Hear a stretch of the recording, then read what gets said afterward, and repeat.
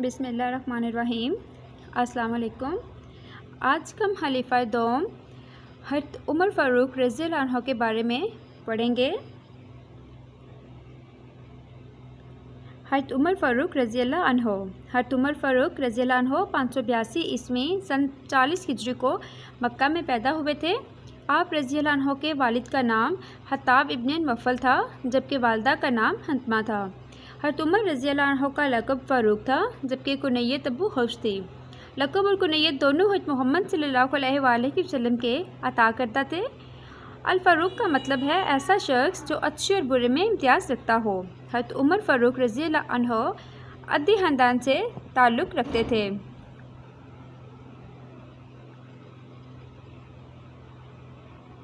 हज़रत उमर फ़ारूक रज़ियल्लाहु अन्हु जब अपनी बहन फ़ातिमा के घर पहुँचे तो वो सूरत ताहा की तिलावत फरमा रहे थे।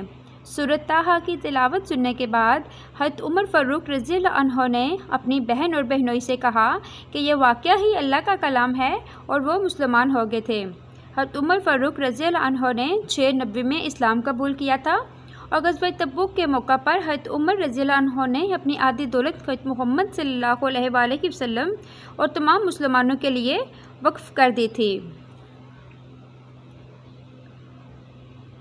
हज़रत उमर रज़ियल्लाहु अन्हु का दौरे खिलाफत। हज़रत उमर रज़ियल्लाहु अन्हु 13 हिजरी 23 अगस्त 34 क़ब्ल अज़ मसीह को खिलाफत के ओहदे पर फाइज़ हुए थे, यानी 10 साल 6 माह 4 दिन खिलाफत राशिदा के ओहदे पर फाइज़ रहे थे।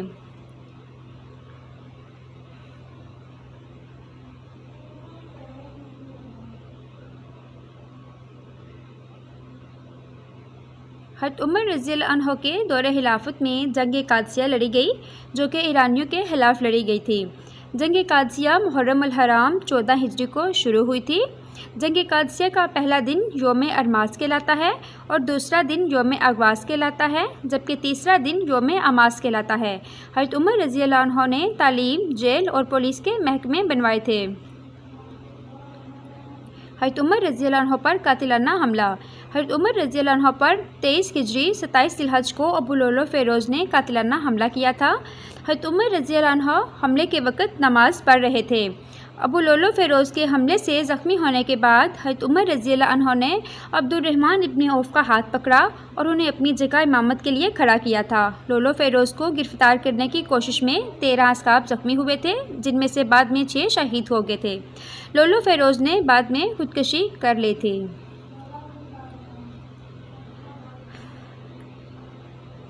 वफ़ात।